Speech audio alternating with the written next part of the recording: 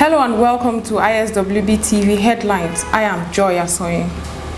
Acting President Professor Yemi Osibanjo sent Justice Walter Onogen's name to the Senate for confirmation as substantive Chief Justice of Nigeria. Nigeria power sector investors have called for settlements of 50 billion naira owed them, while also calling for the introduction of a realistic tariff structure reflective of the current rate of inflation and foreign exchange. The Nigerian police have said that they have recovered 111.3 million naira from 23 independent National Electoral Commission's officials who conducted the December 10 rerun elections in Rivers State.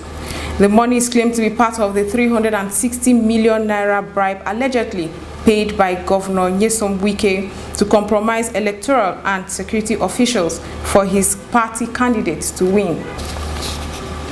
An 18-year-old failed suicide bomber, Amina, has been intercepted by the Nigerian Security and Civil Defense Corps in Maiduguri.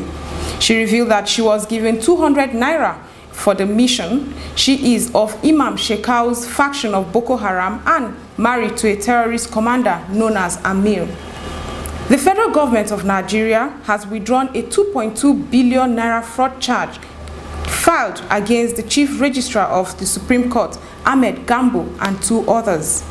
They were scheduled for arraignment on a 9-count criminal charge for diverting 2.2 billion naira belonging to the Supreme Court. The federal government has set a 2019 target to end the importation of refined petroleum products into the country. This was disclosed by the Minister of State for Petroleum Resources, Ibe Kachuku, who also said that refineries that were non-functional had been refurbished and now contributing 8 million liters out of over 20 million that the country consumes daily. Imo State Governor Rochas Okorocha has announced his plans to lock out non-indigens from its free education program in public schools. The decision, according to the state government, was hinged upon the huge success it claimed to the ballooning of student enrollment from 200,000 when it commenced in 2011 to the present 800,000. The government also claimed that the program had cost it more than 40 billion naira.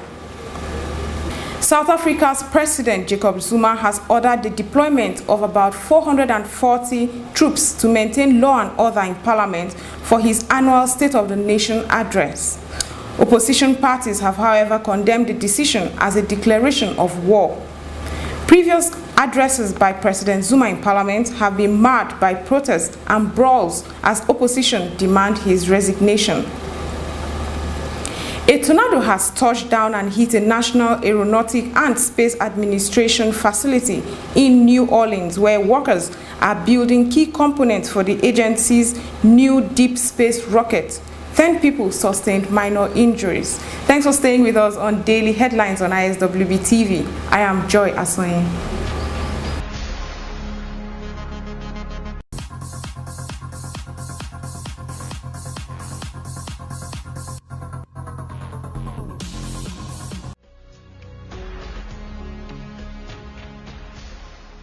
Hello and thanks for joining us. This is ISWB Market Updates. I am Phoebe Tukur.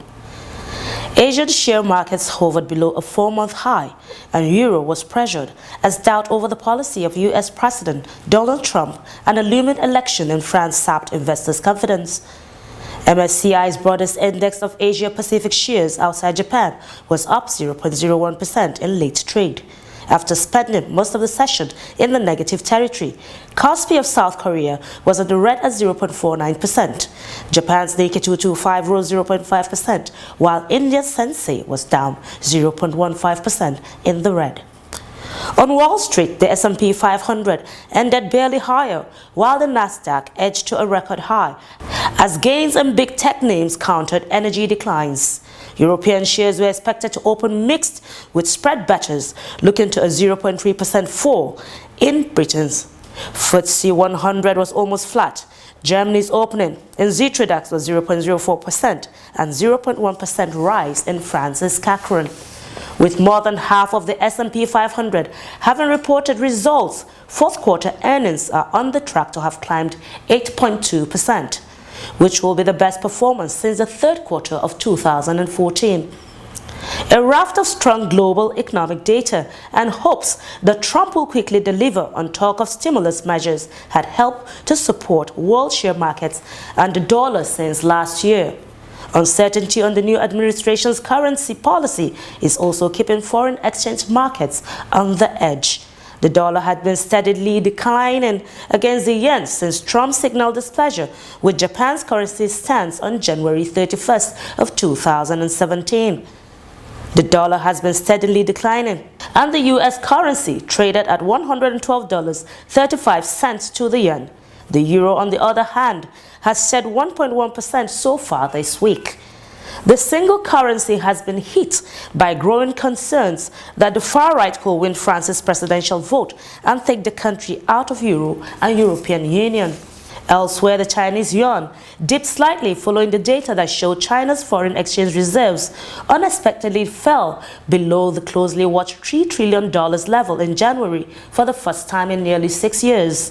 Still, the market impact was limited as the fall in the reserves of $12.3 billion to $2.99 trillion was the smallest in 7 months, indicating China's renewed crackdown on outflow seems just right.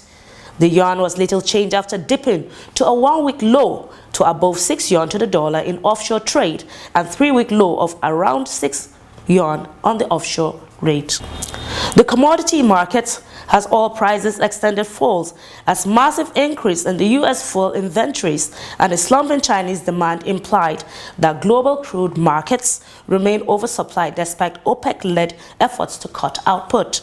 International Brent crude fell 0.4% to $54.81 per barrel. They were down 3.5% so far this week. Gold was down 0.08%. Sugar inched up at about 0.06%, while coffee and cocoa remain unchanged. For ISWB market updates, I am Phoebe Tukur.